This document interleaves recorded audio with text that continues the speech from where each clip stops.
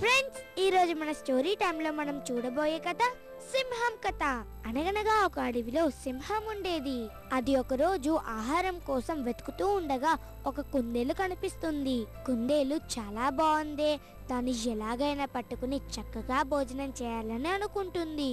చప్పుడు కాకుండా వెళ్లి దాన్ని ఎలాగైనా పట్టుకోవాలని ముందుకు వెళ్తుంది సింహం.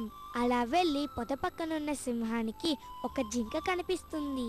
అరే, కుందేలు కోసం వస్తే జింక కనపడిందే, భలే, ఎలాగైనా జింకను పట్టుకుని తృప్తిగా భోజనం చేయాలనుకుంటుంది. సింహం తనని పట్టుకోవడానికి పొద పక్కనున్న సంగతిని గ్రహించని జింక సీతాకోక చిలుకతో ఆడుతూ ఉంటుంది. సింహం తన వైపు పరిగెత్తుకు రావడం చూసిన జింక, అయ్య బాబోయ్, నేనిప్పుడు చాలా వేగంగా పరిగెత్తాలి, లేకపోతే ఆ సింహం నన్ను పట్టుకుని తినేస్తుందని వేగంగా పరిగెడుతుంది. అప్పుడు సింహం కూడా చాలా వేగంగా పరిగెడుతూ వెంబడిస్తుంది. కానీ ఆ జింక దానికి అందకుండా బాగా పరిగెడుతూ దాని బారి నుండి తప్పించుకుంటుంది.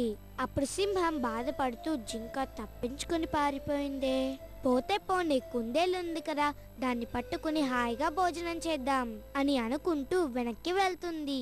కానీ అక్కడ కుందేలు కూడా ఉండదు. ఫ్రెండ్స్, ఈ కథలోని నీతి ఏమిటంటే అత్యాశకు పోతే అంత నష్టమే జరుగుతుంది.